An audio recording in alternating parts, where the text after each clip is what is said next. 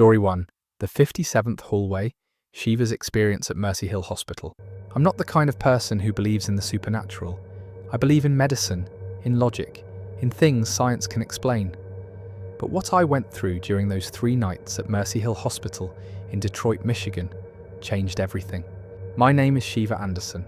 I'm 29 years old, a freelance writer who recently moved from Chicago to start a new life. Everything was going fine until a sharp pain in the right side of my abdomen got worse. The doctors suspected appendicitis and scheduled me for surgery at Mercy Hill, an old hospital that, rumour has it, used to be a psychiatric institution. It was January 3rd, and Detroit was buried in the heart of winter. The roads were frozen, snow covered the sidewalks up to my knees. Mercy Hill stood ancient and grim in the middle of the city, surrounded by dead trees and decaying buildings. The structure was Victorian style, with a crumbling clock tower and faded red brick walls. Even from the outside, the place gave off a cold that wasn't from the snow. I was placed on the 5th floor, room 507. The room was at the very end of a long hallway. A hallway I later learned was rarely used, only when the rest of the hospital was full. I didn't think anything of it at the time. It was just eerily quiet. The first day was normal enough. I was given antibiotics through an IV while waiting for the final test results, before surgery. Nurses came in and out every few hours. One older nurse named Helen, kind but a bit forgetful, said something to me that stayed in my mind. If you hear footsteps at night, don't get up. This hallway still gets visits, from those who used to be here. I thought she was joking. The first night, around 1:30 a.m, I woke up to the sound of footsteps in the hallway. Thud, thud, thud. I assumed it was security or a late-night check, but the steps stopped right in front of my door. I held my breath. 10 seconds passed in silence. Then came a knock. 3 soft knocks, but the rhythm was wrong. Like it wasn't a hand, but something limp and dying. I pressed the nurse call button. 15 minutes later, Helen came in. I told her about the sound. She stared at me for a moment, then said, "You're not the first one to hear it." She said nothing more and left the room. The second day, things felt off, like I was being watched. The TV turned on by itself, showing nothing but static, even though I knew I'd turned it off. The room phone rang at exactly 3:17 a.m, and when I picked it up, I heard nothing but heavy breathing and a faint voice whispering, "This hallway belongs to us." I started to feel paranoid. I asked the doctor if I could be moved to another floor, but he said all other rooms were full and that my surgery was approaching soon. I tried calling my sister, but I had no cell signal at all. Strangely, only in my room. That night, I woke again to the same footsteps and knocks, but this time, the door was cracked open. I swear it had been locked. Standing in the hallway was a figure, tall, shadowy, head tilted unnaturally to the side, arms dangling, its eyes faintly glowing red, like embers. I screamed and hit the call button again. No one came. The door stayed open, the figure unmoving. Then the hallway lights began to flicker off, one by one, drawing closer. Click, click, click. When the final light went out and darkness took over, the door slammed shut on its own. I froze, shivering in my bed, as an icy chill crawled from beneath it. The third night was hell. At 11 p.m, the power on the 5th floor went out. Only dim emergency lights flickered in the hallway. I could hear 2 other patients. Their voices echoed through the silence, crying, screaming names. It was as if they were seeing something different. My digital clock was dead. The TV turned itself on again, not to static this time, but a grainy black and white feed of a hospital hallway. My hallway. In the video, that same tall figure walked slowly toward room 507. I wanted to run, but I was too weak. The IV in my arm kept me tethered to the bed. Pain pulsed through my side. At exactly 3 a.m, the hallway lights began to flicker. I heard moaning, the sound of someone choking. Then came the knocking. Louder, faster. The door creaked open, but it wasn't the shadow figure this time. It was a woman, in a hospital gown just like mine. Her hair was long and matted, her face pale and covered in scars. She stood silently at the doorway, staring at me. "Sheva," she rasped, "we're the same." "What do you mean?" I asked, my voice trembling. She pointed to her stomach, where a deep, bleeding wound gaped open. I was waiting for surgery too, but they never came. They let me die, in this hallway. And then her body faded into black mist. A sharp, metallic scent of blood filled the air. The next morning, a young nurse found me collapsed outside my room, unconscious in the hallway. She said the room was locked when she arrived. When I told them what happened, Nurse Helen simply said, "Room 507 hasn't been used for 2 years, not since the incident." They transferred me to another hospital for emergency surgery. I survived, but every night since I left Mercy Hill, I wake up at exactly 3:17 a.m. Story 2. Night Guard at Fort Halberd Medical Center by Thomas Experience. My name is Thomas Greaves. I'm 64 years old, and I've worked as the night guard at Fort Halberd Medical Center for over 15 years. The hospital used to be a military facility during World War II, and although it has since been converted into a civilian hospital, the walls of that hospital still carry the scent of old blood, the silent echoes of the past, and something much darker. I want to share one experience that continues to haunt me, one night out of many cold February nights, 7 years ago. That night still makes me hesitate every time I think about walking past the western corridor in the basement. It was an unusually quiet night.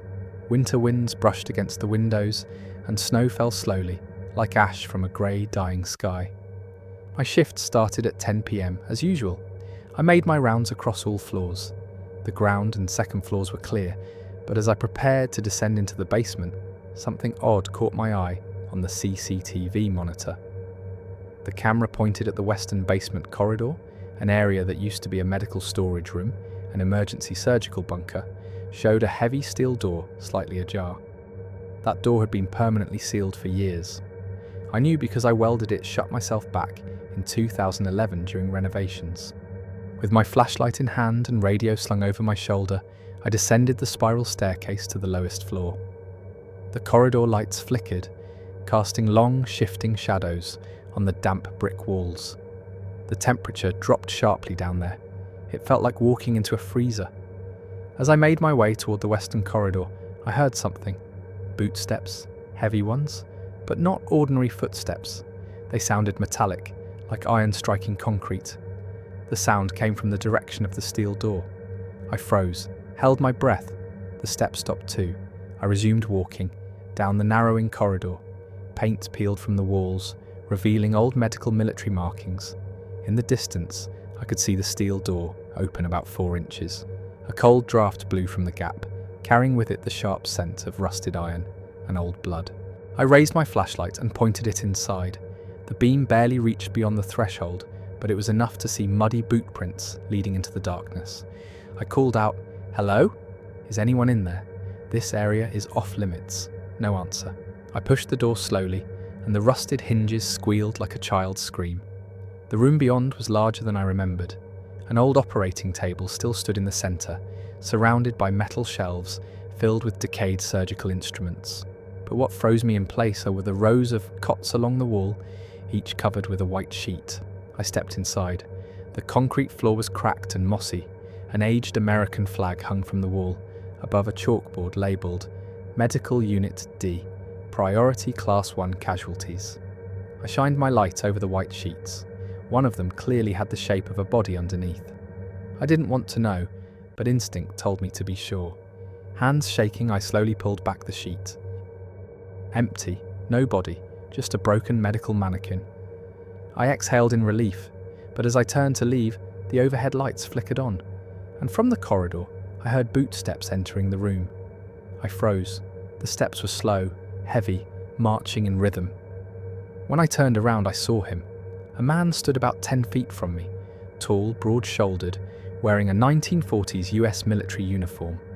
His face, half destroyed, like it had been caught in an explosion. His eyes were lifeless, one blackened like char, the other staring at me without blinking. His mouth moved, but no sound came out. Only thick, black blood dripped slowly from his jaw. I wanted to run, but I couldn't move. My body was frozen solid. He stepped closer. Each footfall echoed like a hammer blow. When he stood just a meter away, he raised his hand and placed it on my shoulder. It felt like ice piercing into my bones. Then he spoke, in a gravelly, broken voice. "What's left of us is still here." In that instant, all the lights went out. Total darkness. I don't remember how I got out. The next thing I knew, I was waking up at the security desk, trembling. My co-worker said I hadn't appeared on the CCTV footage for nearly 2 hours. Since that night, I've never walked down the western corridor again. We sealed that door with reinforced steel. But I know they're still in there. Those who are left behind. Those who are forgotten. And sometimes, on especially quiet nights, I can still hear the echo of boots down there, marching in formation. Story 3. St. Augustine Memorial Hospital by Olivia Experiences. My name is Olivia Martinez. I've been a nurse for 8 years, and for the last 5, I've worked at St. Augustine Memorial Hospital in the northern hills of Pennsylvania. The hospital was built in 1947 with a towering modern Gothic design, narrow iron-framed windows and long echoing hallways tiled in faded grey ceramic.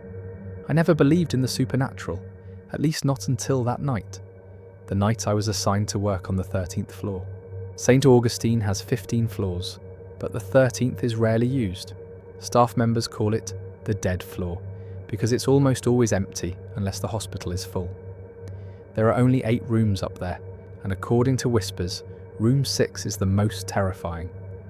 Years ago, a young male patient, just 23, died there in a freak accident. An oxygen machine malfunctioned. He suffocated alone in the dark, unnoticed until morning. Since then, some say room 6 has never truly been empty. I always thought it was just a story, nurses trying to scare the newbies. Until that night, 11:47 p.m.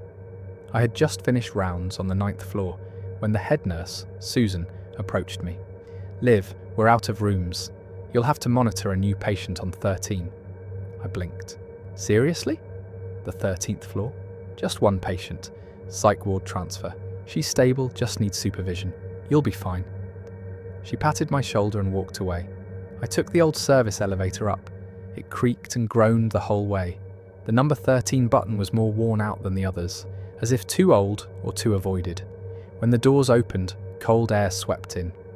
Unlike the other warm, bright floors, the 13th was dimly lit. Flickering fluorescent lights cast shadows down the hallway. It smelled like aged disinfectant and rust. 8 doors lined the corridor. All were closed, except room 2, my patient's room. Her name was Clara Mendel, age 45. Severe anxiety disorder. She didn't talk much, just sat on the edge of the bed hugging her knees. I greeted her softly and took her vitals. Normal.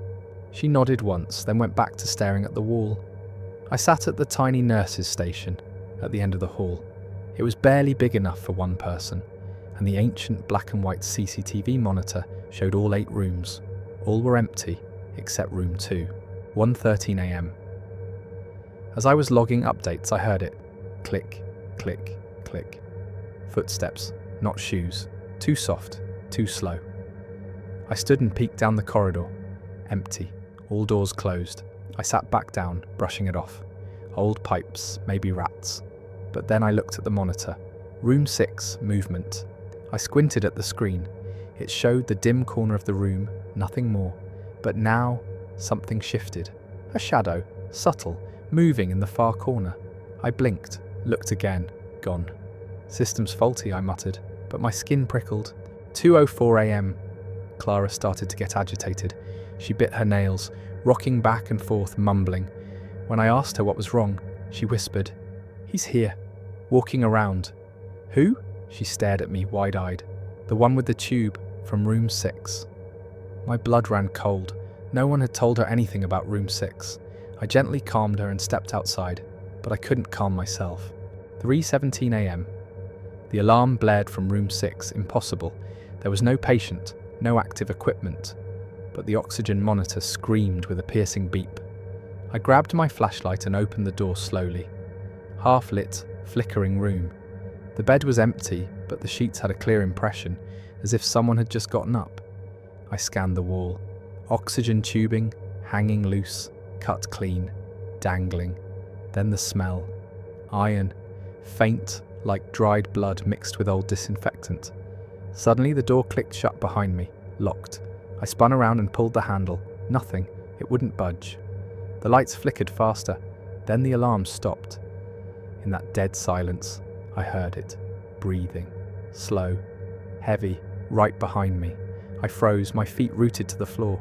The breath moved closer. I could feel it near my neck. And then, a whisper. "It's your turn," I screamed. The door burst open. Susan stood there, panic in her face. "Olivia, what happened?"